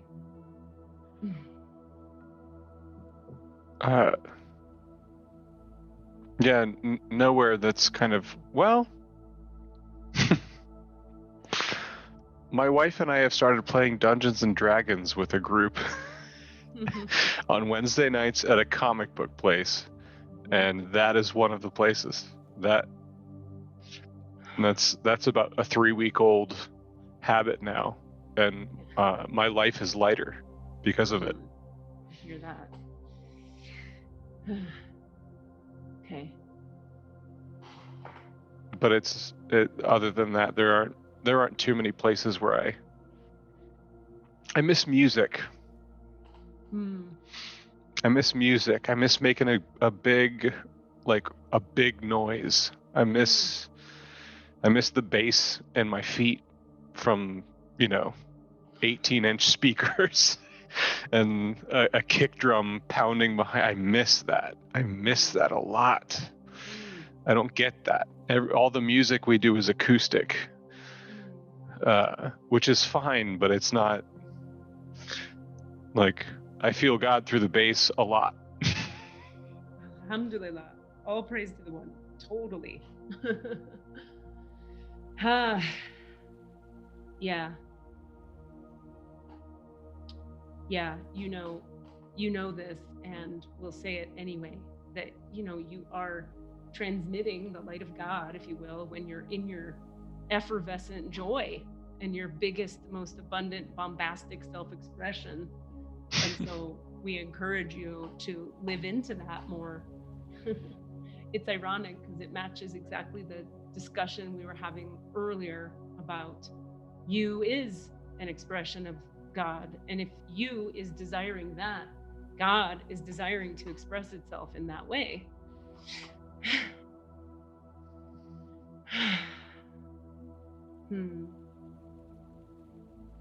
One other teaching comes through, which is the ideas of receiving. There is a way that humanity regularly believes there are two places they're allowed to receive: sex and food.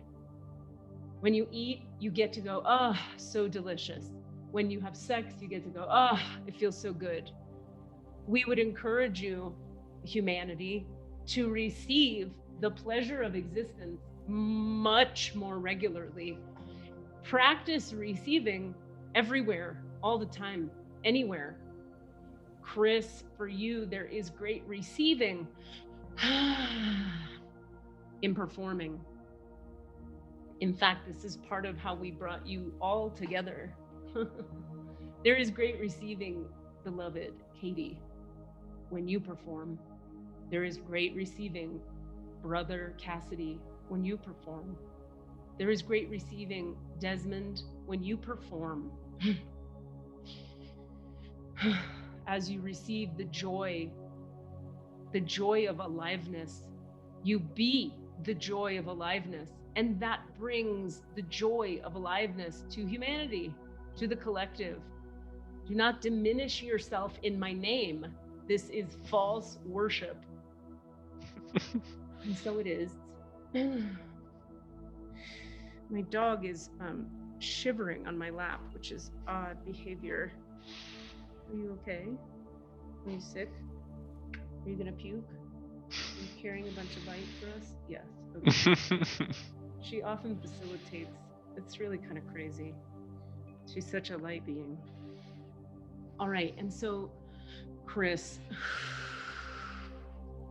there's that. I want to check in. So have we cleared everything creating and allowing the anxiety to creep in? Yes. Is there anything else that needs to be cleared? Is any of that anyone else's? No. Okay. Okay. One other little tip for you. I don't know where we are with time. Okay, we have 10. Would be to play while you sleep some kind of worship music or really high vibe spiritual like tones, kirtan or whatever that means to you, while you're sleeping.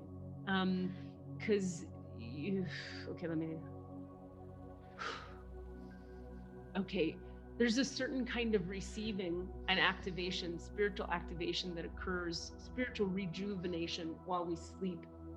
And so they're encouraging you to play something, and it can be silently playing in the background. You don't have to hear it while you sleep. And this will encourage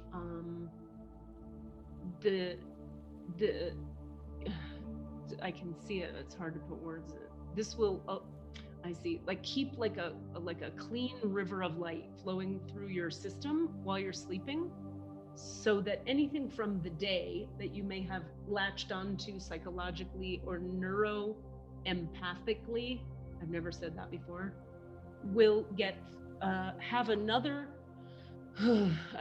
channel of release through your nervous system if you can play some high vibrational sound meditation, gong, kirtan, Jesus music, whatever any of that is. Okay. Does that make some sense? Mm-hmm. Okay. I understand. Okay, great. Other questions, curiosities, things you'd like to bring forward?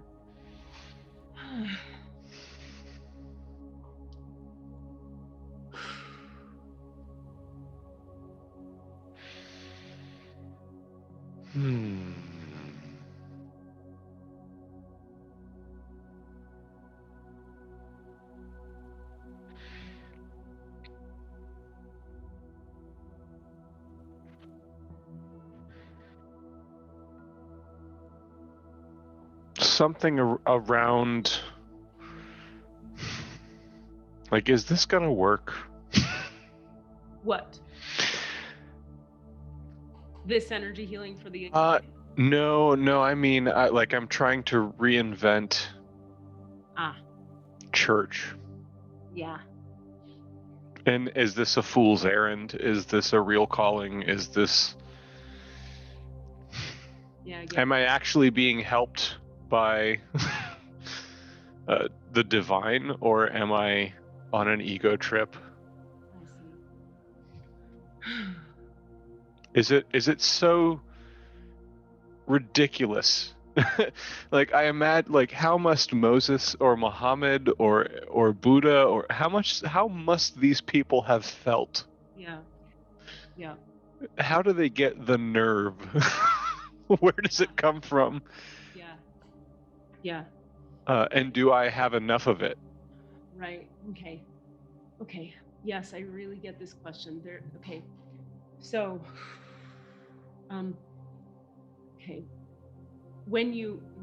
part of what makes it hard to conceive of, will this work? First of all, yes. No, it's not ego. Yes, it's divinely inspired. Okay. Anything that is bringing more expansive and inclusive awareness and energy and teachings to the world is of the divine. Let us repeat, anything expansive and inclusive and healing and connecting that is brought to the world is of the divine, period. When it is exclusive and judgmental and fear-based, you can be pretty sure it's not. Okay, so when you look at the structures, or you could say anti-structures, outside of the church that are spiritually working quite well for many, many hundreds of thousands of people, you see that it is divinely inspired what they are doing. It's just that they aren't having to break through so many structures like you're having to break through. You're coming from inside of a tight structure, and you're trying to teach the structure to expand its walls to include more. And that is uncomfortable for structures. Structures don't like to expand. In fact, as you're becoming aware with, as you said, with the teachings of the Methodists and the splitting, when you expand certain structures, they break. This is part of dying to yourself. You are part of facilitating the church, this particular one, dying to itself, dying to its old egoic structures and patterns. As long as you continue to teach humility, you will be reminded to embody humility. This is one place we would encourage you to focus, pay attention, move forward, break the structures, build the new castle with your heart humbly bowed to the one. Your body is like an ox pulling a heavy load through a mountain, but your heart is expanded and holding the Christ. This is the way of the warrior. The image that they give me is, what's his name? They can have our blah blah, but they can't have our freedom. Braveheart. Braveheart. Meaning he had the heart of a lion. There's nothing wrong with being strong and breaking things that are old and need breaking, as long as the heart is in alignment. And yours is. Yours goes out of alignment a little bit, like everyone's does, in the realm of arrogance and humility. But you are aware of this. So just keep staying aware and don't doubt. Remember that doubt is born in the mind. Faith is in the heart and the body. So when you're in doubt, because you're human and you will be, drop into your heart and ask. Father, Mother, God, Lord, Christ, Jesus, whoever you like, help me know in my heart in this moment what is correct and what is in service to you. And immediately they say, we even practice that prayer, remember, if it brings more expansion, inclusivity, love, and connection, it is of the light and meant to be. How does this land for you? It is helpful and feels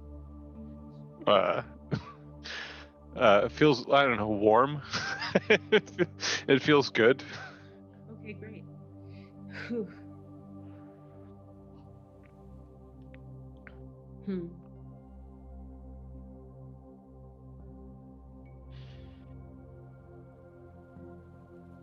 Yeah, there's a great awakening happening on the planet. A very large, sweeping awakening through all the practices and teachings and systems and structures and lack of structures, whereby the walls are being stretched. And this is just what this time is. So we bow to you, we being the angels who are, constantly interminably bowed to the one. We bow to your righteous work and your humility and your willingness to inhabit these qualities, even when you're not sure if you should. That's courage. And they're also like, gosh, we don't envy humans. Sometimes we sometimes do, and we sometimes don't. We wish we could experience bathing suits and swimming and sunshine and sexual pleasure. But we don't envy the constant unknowing, uncertainty, insecurity, having to rebow and reopen and re-expand. This is why we love you so dearly and we surround you so imminently. You're amazing creatures doing difficult work. And don't forget to play the guitar. Be big and bombastic. We're surrounding you when you do. All four of you, please. Katie. I really needed this today. I needed to hear this. Thank you, Chris. And so I think we'll close here, unless you had any last quickies. Okay. So I want to thank, let me get your name, Christopher Scott Haden. I want to thank the masters, teachers, and loved ones for their love and compassion, the lords of the records for their point of view, the Holy Spirit of light for all knowledge and healing, the Christ light, Chris and his alignment to the Christ light. I ask that you return all of Christopher Scott Haden's energy to himself.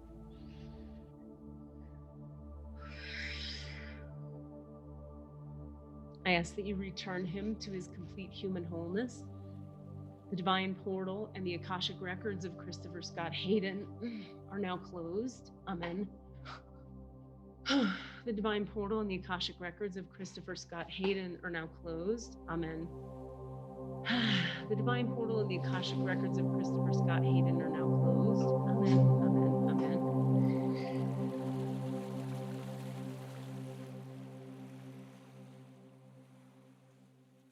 Shadow on La ilaha illallah, shadow on Muhammad Abduhu wa Rasulullah. Wow, I just got shown something I've never understood before. Usually when I close the records of someone else's energy, I feel them pull out of my system, and then they have me say that prayer at the end there, which is like, I witness that I am of the lineage of Muhammad and his people. I just got that the reason that prayer comes through at that moment is it's part of, let me see if I can, when we take hand on a path, when you commit yourself to aligning with a particular prophetic lineage, the prophets, right?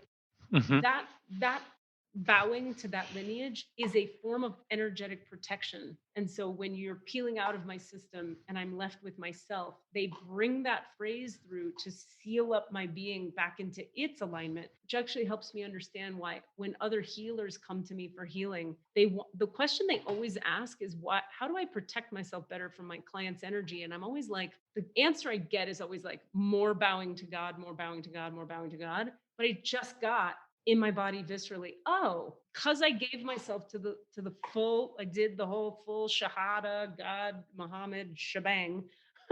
I organically have this protection in place, which I'm sure is the same when you Christ bow, right? Anyway, thank you. That was an awareness I just got. Chris, thank you so much for your time and your heart with us today.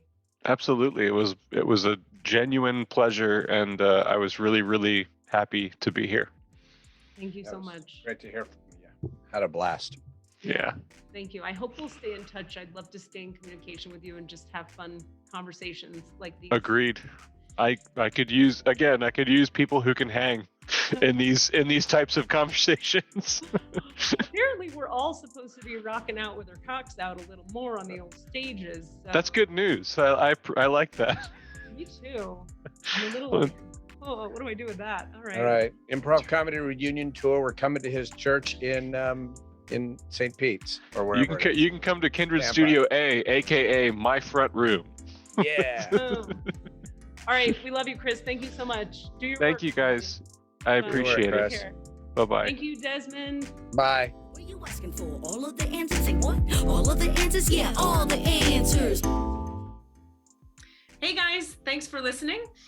We'd love to hear from you. Please email us with your questions so that we have questions to answer in the Akashic Records. Our email address is allanswerspod@gmail.com. That's allanswerspod@gmail.com.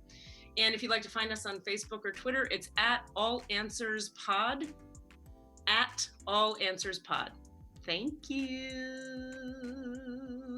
Oh, small problem. My headphones exploded in my ears. That has happened to you so many times. You are for real a star being. I know. That was a Sounds Awesome production.